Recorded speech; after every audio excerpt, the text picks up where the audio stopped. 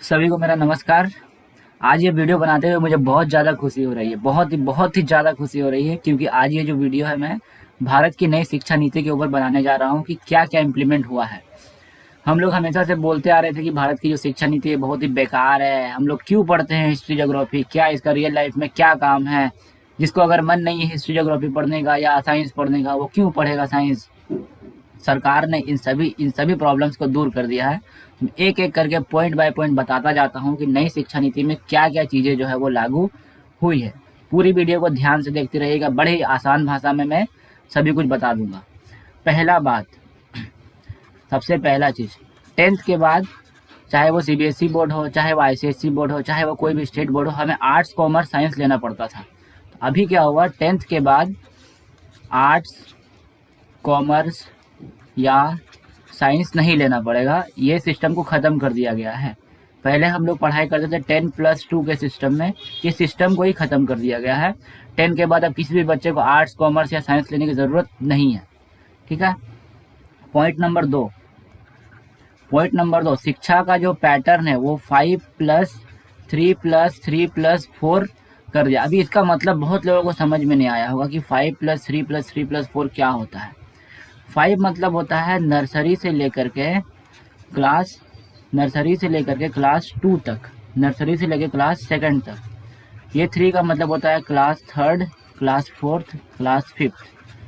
ये 3 में आएगा क्लास 6, क्लास 7 और क्लास 8।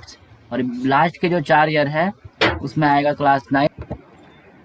और ये जो 4 साल, आखिरी के जो 4 साल है उसमें रहेगा आप लोगों का 9th, 10th, 11th, 12th।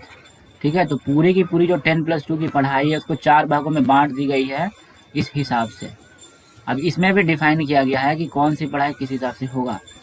Nursery से लेकर 2nd क्लास तक जो भी पढ़ाई होगा वो रीजनल लैंग्वेज में कराई जा सकती है। ऐसा कोई कंपलसरी नहीं है कि हिंदी में ही कराना होगा, इंग्लिश में ही कराना होगा। अगर कहीं बंगाली होता है या कहीं तमिल होता है या फिर जहाँ जो भी लैंग्वेज रीजनल लैंग्वेज है वहाँ पे नर्सरी टू क्लास 2nd की पढ़ाई की जा सकती है। इसमें बच्चों को बस लेटर्स, नंबर्स, शब्द लिखना सिखाया जाएगा। बस छोटी छोटी चीज़ें सिखाई जाएगी। जब जब एक छोटा बच्चा जब कुछ नया सीखता है उसको उसको इस कैटेगरी में डाला गया है। ठीक है। उसके बाद फिर उसके बाद जब जब कोई बच्चा 3rd, 4th या 5th क्लास में जाएगा, जब कोई भी बच्चा 3rd, 4th या 5th क्लास में जाएगा तो उसे थोड़ा और एडवांस सिखाया जाएगा। और एडवांस के साथ साथ खेल कूद का प्रशिक्षण भी दिया जाएगा। खेल कूद और शारीरिक प्रशिक्षण देकर भी उसे तैयार किया जाएगा। ठीक है। उसके बाद जैसे ही बच्चा क्लास 6 में इंटर करेगा तो कोडिंग प्लस प्रैक्टिकल प्रोजेक्ट्स की एंट्री की जाएगी सिलेबस में रटने वाले जो भी सब्जेक्ट है, इतिहास, भूगोल, वो सभी बहुत ही कम किए जाएंगे। और प्रैक्टिकल प्रोजेक्ट जैसे कि वायरिंग कैसे करते हैं, जैसे कि बल्ब कैसे बदलते हैं, जैसे कि ट्यूबलाइट कैसे बदलते हैं, ये रियल लाइफ में जो भी काम होने वाले हैं। ठीक है। रियल लाइफ में छोटे छोटे जो भी काम होने वाले हैं उसका उसका वेटेज को ज़्यादा बढ़ाया जाएगा, ताकि बच्चा जो जो समझने वाला बच्चा है वो ज़्यादा मार्क्स लेकर आए और जो रटने वाला बच्चा है उसे समझना पड़ जाए। ऐसा नहीं कि वो कम मार्क्स लाए, उसे समझना पड़ जाए।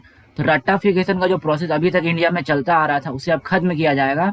और बाकी जो प्रैक्टिकल नॉलेज और जो ग्राउंड फील्ड पे उतर के जो भी काम किया जाता है वो क्लास 6 के बाद से एंट्री की जाएगी। बच्चों को छोटे छोटे प्रोजेक्ट दिए जाएंगे ताकि वे प्रैक्टिकल नॉलेज, जैसे जिस किसी को फोटोग्राफी अच्छा लगता है तो उसे फोटोग्राफी का प्रोजेक्ट दिया जाएगा। तो अभी अभी ये पूरा पूरा डिटेल में बोला नहीं गया है, लेकिन ऐसा कुछ होने वाला है। क्लास 6 के बाद से बच्चों को कोडिंग स्किल तो दिया ही दिया जाएगा, बाकी और भी प्रैक्टिकल काम करने दिए जाएंगे। उसके बाद जैसे ही बच्चा क्लास 9th में जाता है तो 8th क्लास के बाद ऐसा नहीं कि आर्ट्स, कॉमर्स या साइंस में डिवाइड हो जाएंगे बच्चे। जिसको साइंस के साथ साथ पॉलिटिकल साइंस लेना है या ज्योग्राफी लेना है या हिस्ट्री लेना है वो ले सकते हैं। कॉमर्स के साथ साथ आर्ट्स के भी सब्जेक्ट पढ़ना है वो पढ़ सकते हैं। बच्चों को इतनी आज़ादी दी जाएगी कि वो आर्ट्स, कॉमर्स, साइंस के सब्जेक्ट अलग अलग चूज करके एक ही साथ खुद भी पढ़ाई कर सकते हैं, जिसको लेने का इच्छा है उसको। अभी कोई बच्चा मान लो कि आर्ट्स वाले सब्जेक्ट में कमजोर है और साइंस उसको अच्छा लगता है लेकिन बोर्ड में मार्क्स कम गए हैं तो वो साइंस ले सकता है। कोई बच्चा मान लो केवल आर्ट्स वाले बैकग्राउंड में तेज है लेकिन साइंस में उसका मार्क्स कम आ गया तो वो अपना आर्ट्स लेगा, या फिर हो सकता है उसके साइंस के एक सब्जेक्ट में रुचि ज़्यादा होगी, फिजिक्स में रुचि, तो वो फिजिक्स भी ले सकता है, आर्ट्स के साथ साथ फिजिक्स भी ले सकता है। कितना कितना अमेजिंग कर दिया गया है। मतलब इससे अच्छा सिस्टम मतलब होगा, जरूर होगा, वर्ल्ड में कहीं ना कहीं होगा, लेकिन इंडिया के लिए ऐसा नहीं लग रहा है कि ये मतलब फ्यूचर का 50 साल बाद जो होने वाला चीज़ है वो पहले ही हो गया। अभी 9th 10th 11th 12th में जैसे ही बच्चा जाएगा, बच्चों को और ज़्यादा प्रैक्टिकल चीज़ों पर ध्यान दिया जाएगा, ज़्यादा प्रैक्टिकल प्रोजेक्ट पे ध्यान दिया जाएगा। इस तरह बच्चा 12th, हाँ 10th का और 12th का जो बोर्ड है उसको हटाया नहीं गया है, वो भी कराए जाएंगे। ठीक है, चलिए अब आगे बढ़ते हैं। ये 5+3+3+4 का सिस्टम आप लोगों ने समझ गया। अभी मिशन क्या है, सरकार का मिशन क्या है? सरकार का मिशन ये है कि 2035 तक 50% से ज़्यादा इंडियंस हायर एजुकेशन को टच करें, हायर एजुकेशन को ग्रहण करें। ठीक है, क्योंकि राइट टू एजुकेशन के तहत 3 से 14 वर्ष के बच्चों तक का एजुकेशन जो है सरकारी स्कूलों में मुफ्त में कराया जाता है। तो 3 से 14 वर्ष के बच्चे तो आराम से पढ़ाई कर लेते हैं, लेकिन जैसे ही बच्चे 14 वर्ष के पार जाते हैं, क्लास 11 में या फिर क्लास 9 में, 10 में, 11 में, 12 में, तो बच्चों की जो फाइनेंशियल प्रॉब्लम है, घर में जो भी प्रॉब्लम है, वो उसे किसी न किसी काम की तरफ खींच के लेके चली जाती है। तब बच्चा क्या करता है, एक तरफ काम कर रहा होता है, एक तरफ पढ़ाई कर रहा होता है। धीरे धीरे क्या होता है, वो काम करते करते फंसता जाता है और फिर वो काम करने में लग जाता है, पढ़ाई छूट जाती है। और मैक्सिमम बच्चे जो हायर एजुकेशन तक पहुंच ही नहीं पाते हैं।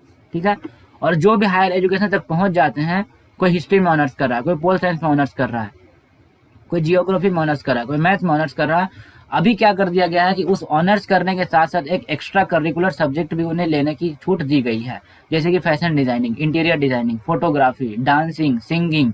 अभी सोचो कितना अमेजिंग है कि ये सारे अभी सब्जेक्ट में आने वाले हैं। इसके मार्क्स मिलेंगे आपको और आप उन सब्जेक्ट को ले पाएंगे जिसमें आप अच्छे हैं। ऐसा नहीं कि आपको हिस्ट्री रटना पड़ेगा, ऐसा नहीं कि आपको ज्योग्राफी रटना पड़ेगा, ऐसा नहीं कि आपको पोल साइंस रटना पड़ेगा, जो कि आपको बिल्कुल भी पसंद नहीं है।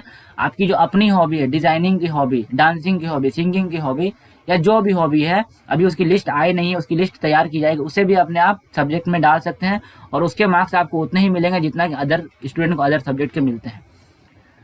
ठीक है, अभी आगे बढ़ते हैं। राइट टू एजुकेशन पहले 3 से 18 वर्ष के बच्चों तक का दिया जाता था, अभी इसको कर दिया गया है, सॉरी 3 से 18 नहीं, 14 वर्ष तक के बच्चों का राइट टू एजुकेशन दिया गया था। अभी इसको 3 से 18 कर दिया गया है, ताकि क्योंकि बच्चा का हाथ अगर 18 वर्ष तक सरकार पकड़ के रखेगी, तब जो बच्चा है आगे चल के हो सकता है कि अपना जो हायर एजुकेशन कर ले। ठीक है, उसके बाद फिर ग्रेजुएशन की डिग्री जो है वो 4 ईयर डिग्री बना दी गई है। अभी बहुत सारे लोगों के मन में सवाल आता होगा कि पहले 3 साल में ग्रेजुएशन हो जाता था, अभी 4 साल में ग्रेजुएशन होगा। ऐसा नहीं है दोस्तों, जिसको 3 साल में ग्रेजुएट होकर निकलना है वो 3 साल में ग्रेजुएट होकर निकल सकता है, लेकिन जिसे आगे रिसर्च करना है, आगे उस फील्ड में और कुछ रिसर्च करना है, वो 4 ईयर की ग्रेजुएशन डिग्री ले सकते हैं। 3rd ईयर पे निकलने पे भी ग्रेजुएशन की डिग्री मिलेगी, 4th ईयर पे निकलने पे भी ग्रेजुएशन की ही डिग्री मिलेगी। अगर कोई बच्चा चाहता है 2 ईयर में निकल जाने को, तो उसे डिप्लोमा की डिग्री दी जाएगी, डिग्री नहीं, डिप्लोमा दी जाएगी। ठीक है, और इसमें एक और एडवांटेज दिया गया है कि कभी कभी बहुत सारे जो जिसके फाइनेंशियल प्रॉब्लम होते हैं, वो बच्चे आधे में ही कॉलेज छोड़ के चले जाते हैं। आधे में ही क्या होता है, पैसा नहीं होता उनके पास पढ़ने के लिए और वे कॉलेज छोड़ के चले जाते हैं, उसका कॉलेज छूट जाता है। अभी क्या है ना, अगर आप फर्स्ट ईयर के बाद कॉलेज को छोड़ते हैं, तो अगर मान लीजिए आप 2 साल का ड्रॉप लेते हैं कॉलेज से, तो अभी अगर मान लीजिए आपको वापस से पढ़ाई ज्वाइन करने का मन है, तो आप वापस फर्स्ट ईयर में एडमिशन नहीं लेंगे। आपको एक रिजल्ट दिया जाएगा कि आप फर्स्ट ईयर पास कर चुके हैं, आपके क्रेडिट रहेंगे, आप 2nd ईयर में किसी भी कॉलेज में एडमिशन ले सकते हैं। ये एक चेंजिंग किया गया है जो कि बहुत ही अच्छा है। ठीक है, और हर बच्चों को एक स्किल के साथ, एक खास तरह के स्किल के साथ ग्रेजुएट किया जाएगा, ताकि वो मार्केट में उतर के काम कर सके। ऐसे क्या होता था, बच्चे सिंपली पढ़ाई करते थे, रट्टा मारते थे और सरकारी नौकरी की तैयारी में लग जाते थे, और ये सरकारी नौकरी की तैयारी उनकी जो आधी जिंदगी है वो खा जाती थी। ठीक है, अभी आगे बढ़ते हैं। सभी क्लास के सिलेबस को चेंज किया जाएगा। सिलेबस को चेंज करके थियोरेटिकल पोर्शन को कम से कम किया जाएगा, प्रैक्टिकल पोर्शन को अधिक से अधिक किया जाएगा, ताकि जो नॉलेज जो बच्चे नॉलेजेबल हैं, जो बच्चे रट्टा नहीं मारते हैं, समझ के पढ़ते हैं, उनका मार्क्स ज़्यादा आए। ठीक है,